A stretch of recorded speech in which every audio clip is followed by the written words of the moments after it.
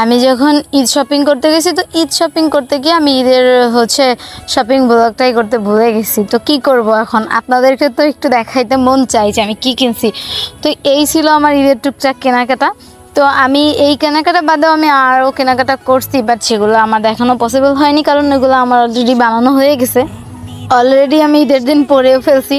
তো যাই হোক, আমার টুকটাক আর কি ইম্পর্টেন্ট কেনাকাটা ছিল এগুলা।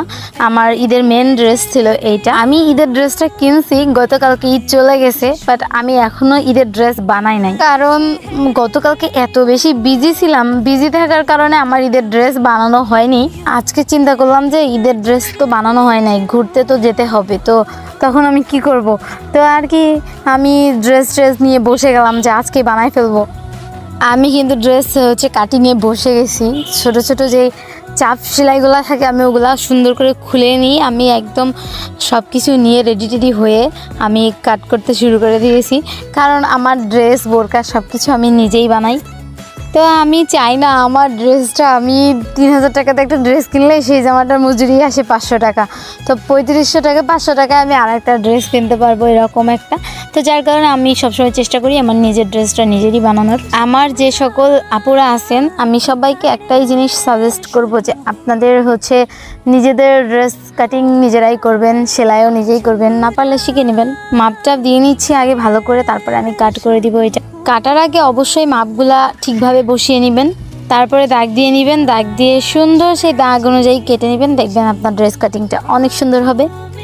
আমি জানি আমার এমন অনেক আপুগণ আছে যারা অনেক ভালো কাজ পারে, যারা নিজেদের কাজ করে প্লাস বাইরের কাজ করে।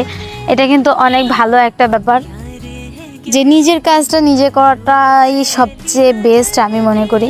আমার কাছে মনে হয় নিজের কাজ নিজে করাই ভালো, তার জন্য আমি নিজের কাজ নিজে করি সব সময়ের জন্য। তো আমার ড্রেসের উপর পাটটা আমার কাট করা হয়ে গেছিলো, তারপরে ইনার কাটার প্রয়োজন ছিল। তো ইনারের উপর আমি ড্রেসটা রেখে মাপ দিয়ে নিয়ে সমান করে কেটে নেব, যাতে আমার সেলাইয়ে কোনো সমস্যা না হয়। এক সময় জানেন আমি এটাও পারতাম না করতে, আমি দুইটা আলাদাভাবে বানাতাম, কিন্তু পরক্ষণে আমি এটা শিখে গেছি আলহামদুলিল্লাহ। এখন আমি মোটামুটি আগের থেকে অনেক ভালো কাজ পারি। অ্যাকচুয়ালি আমার কি হয় যে আমি একটা কাজ করতে যাব, আমি সেই কাজটা করতে গিয়ে আমি ভুলে যাই যে আমি কেমনে করব, বা একটা করতে চাইছি আমি সেটা আরেকটা করে ফেলি।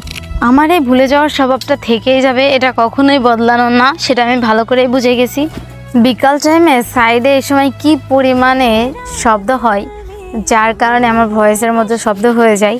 তো এই ভয়েসের মধ্যে শব্দ হয়ে যাওয়ার কারণে কেউ কিছু মনে করবেন না প্লিজ, এই ভয়েসের শব্দটাকে স্কিপ করবেন। দেখছেন কাটার পরে আমার রুমের কি অবস্থা। কাট করে আমি মেশিনের কাছে চলে আসছি। তো মেশিনের কাছে আসার পর এবার আমি সেলাইয়ের কাজ শুরু করব। আসলে একা হলে কি হয় যে ক্যামেরা ধরাটা একটা প্রবলেম হয়ে যায়, যে একা কেমনে ক্যামেরা ধরবো বা কেমনে ভিডিও করব। একা আর কি কোনো কিছুই পসিবল না, সাথে একজন থাকলে একটু বেটার হয়। আমার সাথে যদি এখন একজন থাকতো, আমি ভিডিওটা আরেকটু সুন্দর করে করতে পারতাম, আপনাদেরকে আরেকটু সুন্দর করে দেখাইতে পারতাম যে আমি আমার ড্রেসটা কেমনে বানাইতেছি, কেমনে কাট করতেছি, কতটুকু কেমন মাপ নিচ্ছি, এটাও দেখাইতে পারতাম। তারপরে আমি কিন্তু সেলাইয়ের কাজও শুরু করে দিয়েছি অলরেডি, আপনারা দেখতেই পাচ্ছেন। অবশ্যই উপরের পার্টের সাথে ইনার পার্টটা জয়েন করে নিতে হবে, তাহলে কিন্তু ড্রেস বানানোটা অনেক সুন্দর হবে। যখন ইনার পার্টের সাথে উপরের পার্ট জয়েন করা হবে, তখন দুদিক থেকে সুন্দর করে খেয়াল রাখতে হবে যাতে দুদিক সুন্দর থাকে এবং সমান থাকে। যদি সমান থাকে তাহলে কিন্তু ড্রেসের সেলাইটা সুন্দর হবে। আমি কিন্তু এত ভালো পারি না, আমার মনে হয় আমার আরও বেশি শেখার প্রয়োজন, তাহলে হয়তো আমি আরও ভালো করে পারবো। আপনারা কারা নিজেদের ড্রেস নিজেরা কাটিং সেলাই করেন অবশ্যই কমেন্টে জানাবেন।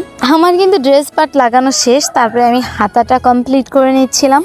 এই ছিল কিন্তু আমার ঈদের ড্রেস। আমি পরার আগে আপনাদেরকে দেখিয়ে দিয়েছি কাটিং এবং সেলাইয়ের মাধ্যমে। তো আজকের ভিডিওটা কিন্তু এ পর্যন্তই। কার কার ভালো লেগেছে অবশ্যই লাইক কমেন্ট শেয়ার করবেন। এই ছিল আমার ড্রেসের ফাইনাল লুক। তো আমি পরার আগেই কিন্তু আপনাদেরকে দেখিয়ে দিলাম।